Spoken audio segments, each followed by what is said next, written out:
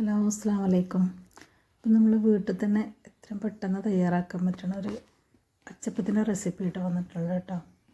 അരിപ്പൊടി വെച്ചിട്ട് എങ്ങനെയാണ് വീട്ടിൽ നിന്ന് നല്ല ടേസ്റ്റ് ആയിട്ടുള്ള അച്ചപ്പം തയ്യാറാക്കാമെന്ന് നോക്കാം നമുക്ക്. ഞാനൊരു ബൗളിലോട്ട് ഒരു മുട്ട പൊട്ടിച്ചൊഴിച്ചിട്ടുണ്ട്. അതിലേക്ക് 1/4 കപ്പ് ഷുഗർ, ഒരു ഏലക്ക ചേർത്തിട്ട്, ഒരു 1-2 ഏലക്ക ചേർത്തിട്ട് പൊടിച്ചെടുത്താണ് ഷുഗർ കേട്ടോ. അത് ആഡ് ചെയ്ത് നന്നായിട്ട് മിക്സ് ചെയ്തിട്ട് വരാം.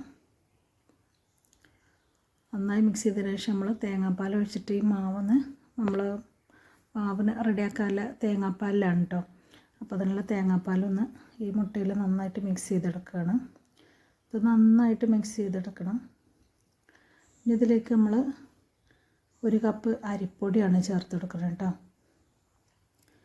അരിപ്പൊടി നമ്മൾ പത്തിരിക്ക് ഇടിയപ്പത്തിനൊക്കെ എടുക്കുന്ന അരിപ്പൊടി 1 കപ്പ് ചേർത്ത് കൊടുക്കുക. കുറേശ്ശായിട്ട് ചേർത്ത് കൊടുത്തിട്ട് മിക്സ് ചെയ്തെടുക്കുക. കട്ടയില്ലാതെ നന്നായിട്ട് ഇളക്കി കൊടുക്കുക കേട്ടോ.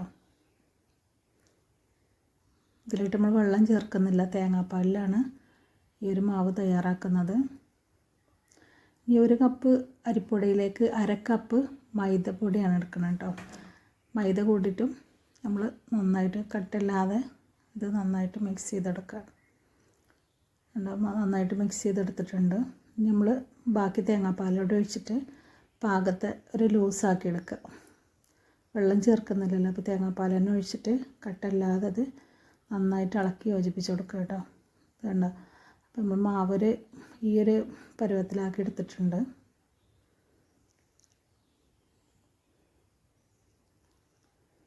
ഈ ഒരു ലൂസിലാണ് ആക്കിയിട്ടുള്ളത് കേട്ടോ.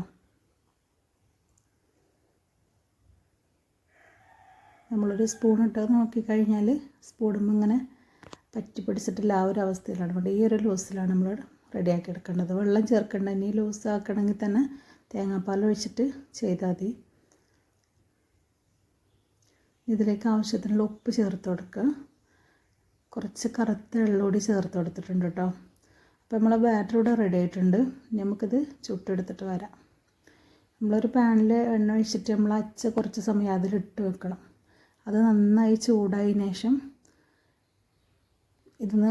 ഈ അച്ച് എടുത്തിട്ട് ഇതിൻ്റെ ഒരു ഹാഫ് ഭാഗം, അച്ചിൻ്റെ ഒരു പകുതി ഭാഗം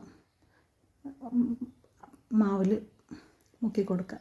അതിനുശേഷം എണ്ണയിൽ വെച്ചൊരു 2 സെക്കൻഡ് വെച്ചതിന് ശേഷം ഒന്ന് ഷേക്ക് ചെയ്ത് കൊടുത്തു കഴിഞ്ഞാൽ ഇത് റിമൂവ് ചെയ്ത് വരും. ഇനി തിരിച്ചും മറിച്ചും ഇട്ടിട്ട് നമുക്ക് കോരിയെടുക്കാം. നമ്മൾ അച്ചപ്പം റെഡി ആയിട്ടുണ്ട്. നല്ല ടേസ്റ്റി ആയിട്ടുള്ള അച്ചപ്പാണ്. ഇഷ്ടപ്പെട്ട വീഡിയോ ലൈക്ക് ചെയ്യുക, സബ്സ്ക്രൈബ് ചെയ്യുക. എല്ലാവരും ട്രൈ ചെയ്ത് നോക്കുക. ഇൻഷാ അല്ലാഹ് അടുത്തൊരു വീഡിയോ ആയിട്ട് വീണ്ടും വരാം.